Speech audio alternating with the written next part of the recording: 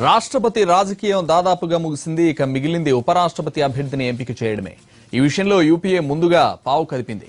NDA అభ్యర్థిని ప్రకటించే వరకు వేచి ఉండి ఆ తర్వాత మద్దతు వెతుక్కోకుండా ముందే మేల్కొంది. ఉపరాష్ట్రపతి ఎన్నికల్లో విపక్షాల ఉమ్మడి అభ్యర్థిగా గోపాలకృష్ణ గాంధీని ఎంపిక చేసింది UPA.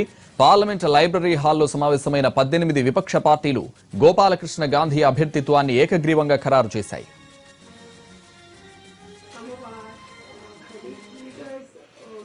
To him on the telephone. He asked for 10 to 15 minutes to consider, after which again he was called on the phone and he agreed to be the candidate for vice presidency of India, and he actually expressed his gratitude to all the leaders who met here.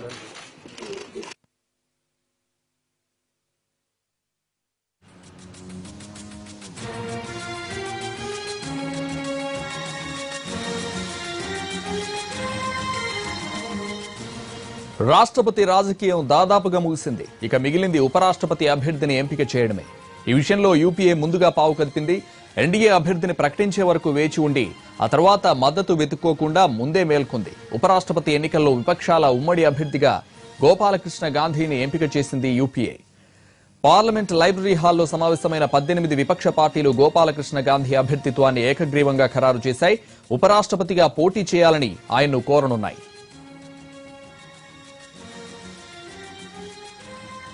Gopalakrishna Gandhi Mahatma Gandhi మనవడు. ఈ పాయింటే తమకు బాగా కలిసొస్తుందని UPA నమ్ముతోంది. మహాత్ముణ్ణి own చేసుకోవడానికి ప్రయత్నిస్తోన్న BJP Gopalakrishna గాంధీకి పోటీగా మరొకరిని నిలబెట్టే సాహసం చేయదనేది విపక్షాల నమ్మకం. ఉపరాష్ట్రపతి ఎన్నికల్లో కేవలం లోక్సభ, రాజ్యసభ సభ్యులు మాత్రమే ఓట్లు వేస్తారు. ఉభయ సభల్లో మొత్తం కలిపితే ఎన్డీఏకు కావాల్సినంత బలం లేదు. ఇలాంటి సమయంలో గోపాలకృష్ణ గాంధీ అభ్యర్థిత్వం వారిని మరింతగా ఇబ్బంది పెట్టడం ఖాయంగా కనిపిస్తోంది. గోపాలకృష్ణ గాంధీకి ఐఏఎస్ అధికారిగా పనిచేసిన అనుభవం కూడా ఉంది. పశ్చిమ బెంగాల్ గవర్నర్ గాను, సౌత్ ఆఫ్రికా, లండన్లలో హై కమిషనర్ గాను ఆయన సేవలందించారు. కాబట్టి గోపాలకృష్ణ గాంధీ అనుభవం కూడా తమకు కలిసొస్తుందని యూపీఏ బలంగా నమ్ముతోంది. రాష్ట్రపతి అభ్యర్థి విషయంలో నెమ్మదిగా అడుగులు వేసి వెనకబడిపోయిన యూపీఏ ఉపరాష్ట్రపతి అభ్యర్థి విషయంలో మాత్రం ఎన్డీఏకు ధీటైన పోటీ ఇవ్వాలని భావిస్తోంది. అమర్నాథ్ యాత్రికులకు భద్రత మరింత పెంచాలని కేంద్రం నిర్ణయించింది. అనంతనాగ్ ఘటన మంజునాథ్ నేతృత్వంలోని హై లెవెల్ కమిటీ సమీక్ష సమావేశం ముగిసింది. ఈ సమావేశానికి హోంశాఖ ఉన్నతాధికారులతో పాటు జాతీయ భద్రతా సలహాదారు అజిత్ ధోవల్, నిఘా విభాగం, పారామిలిటరీ బలగాలకు చెందిన ఉన్నతాధికారులు హాజరయ్యారు. ఘటనపై పూర్తి స్థాయిలో చర్చించిన ఉన్నత స్థాయి కమిటీ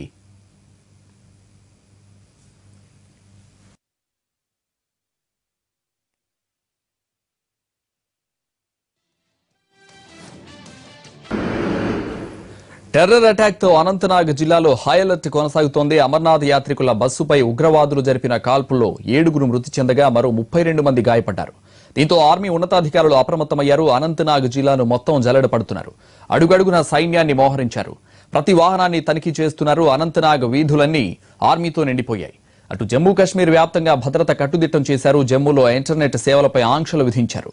కాసేపట్లో కేంద్ర హోంశాఖ మంత్రి రాజ్నాథ్ సింగ్ ఉన్నత స్థాయి సమీక్షా సమావేశం నిర్వహించనున్నారు.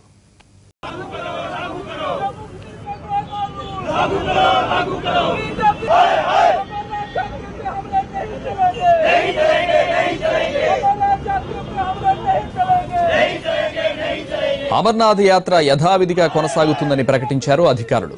అయితే యాత్రా మార్గాన్ని మాత్రం మొత్తం అదుపులోకి తీసుకున్నారు.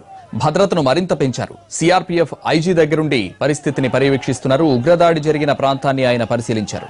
సైనికులకు సూచనలు చేశారు.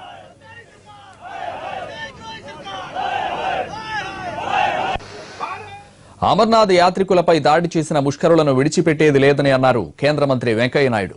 అలాగే యాత్రకు వెళ్లే భక్తులు కూడా భద్రతా దళాలు చెప్పినట్టుగా నడుచుకోవాలని సూచించారు. ఉగ్రదాడి కాదు, సిలిండర్లు పేలాయని చెప్పాలని యాత్రికులకు సూచించారు. 3 రోజుల తర్వాత మరో ఘోరం జరగడానికి ఈ నిర్లక్ష్యమూ కారణమైంది. అనంతనాగ్లో జరిగిన ఉగ్రదాడిలో చనిపోయిన అమర్నాథ్ యాత్రికుల మృతదేహాలను ఇండియన్ ఎయిర్ ఫోర్స్ విమానాల్లో తరలిస్తున్నారు అధికారులు. గుజరాత్కు చెందిన యాత్రికుల మృతదేహాలు సూరత్ ఎయిర్పోర్టుకు చేరుకున్నాయి. అక్కడి నుంచి మృతదేహాలను వారి వారి స్వస్థలాలకు అంబులెన్సుల్లో తరలించనున్నారు అధికారులు.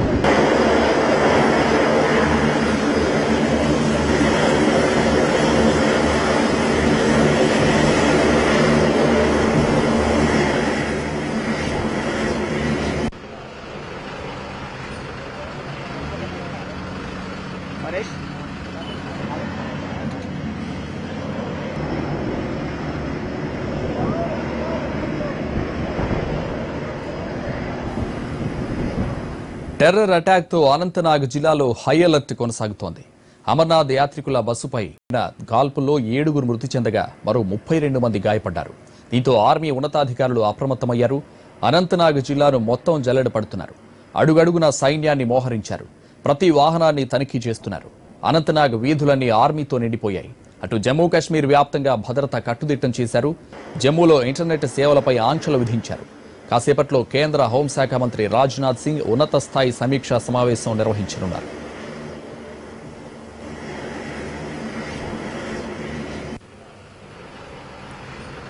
అమర్నాథ్ యాత్ర యథావిధిగా కొనసాగుతుందని ప్రకటించారు అధికారులు.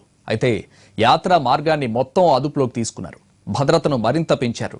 సిఆర్పీఎఫ్ ఐజీ దగ్గరుండి పరిస్థితిని పర్యవేక్షిస్తున్నారు. ఉగ్రదాడి జరిగిన ప్రాంతాన్ని ఆయన పరిశీలించారు. సైనికులకు సూచనలు చేశారు.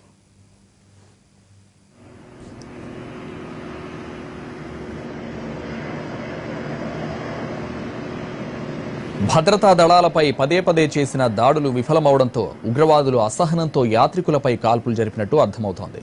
నిన్న ఉదయం నుంచి అనంతనాగ్ జిల్లాలో కాపు కాసిన ఉగ్రవాదులు పదే బుల్లెట్ల వర్షం కురిపించారు. జమ్మూ శ్రీనగర్ హైవేపై బోటెంగులోని ఓ పోలీస్ బంకర్పై ఉగ్రవాదులు మొదట కాల్పులు జరిపారు. అయితే అది బుల్లెట్ ప్రూఫ్ బంకర్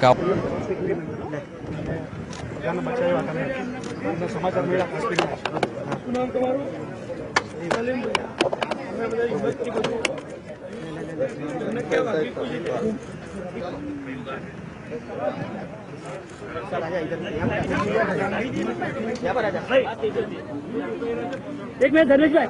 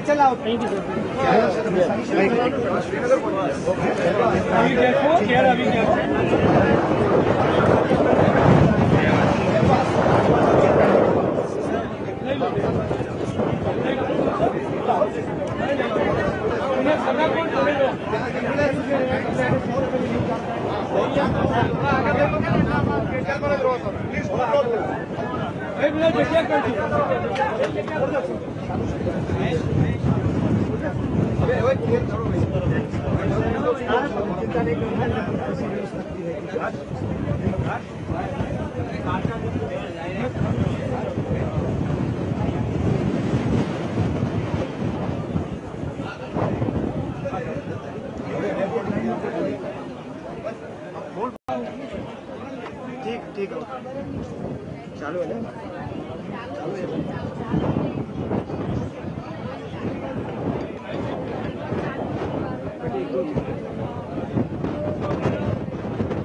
निकल इसको बूम चुके चलो थोड़ा पास आ यस इसको ठीक से करो आवाज भाई यस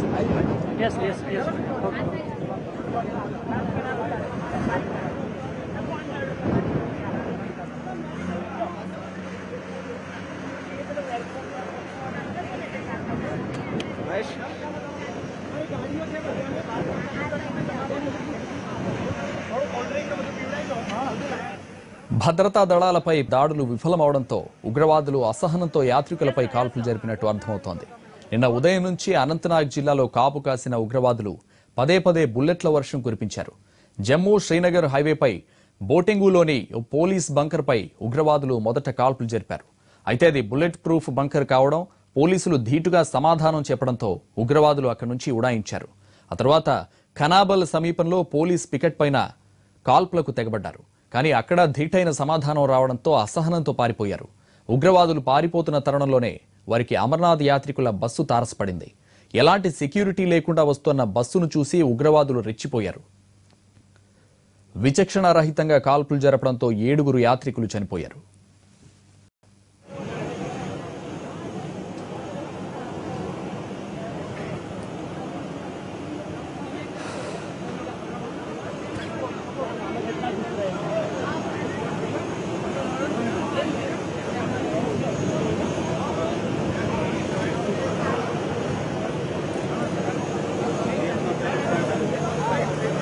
అమర్నాథ్ యాత్రికులపై ఉగ్రపంజా విసరడం ఇది కొత్తేమీ కాదు. అమర్నాథుణ్ణి సేవించుకోవడానికి భక్తులు అతి కష్టమైన మార్గంలో యాత్ర చేస్తుంటారు. మంచు కొండలు, అసాధారణ వాతావరణాన్ని లెక్క చేయకుండా యాత్రకు వెళ్తారు. ఉగ్రవాదుల ముప్పు పొంచి ఉందని తెలిసినా అమరనాథుణ్ణి దర్శించుకోవడమే ముఖ్యమని భావిస్తారు. భక్తుల మనోభావాలకు తగ్గట్టుగానే కేంద్ర రాష్ట్ర ప్రభుత్వాలు భద్రత కల్పిస్తున్నాయి. అయితే ఇలా ప్రభుత్వానికి తెలియకుండా భక్తులు సాగే బస్సులకు రకరకాల ప్రమాదాల ముప్పు ఉంటుంది. సోమవారం జరిగింది కూడా అలాంటి ప్రమాదమే. భద్రతా బలగాలకు తెలియకుండా ప్రయాణాలు చేయొద్దనే సలహా ఎంత విలువైనదో మరోసారి నిరూపితమైంది.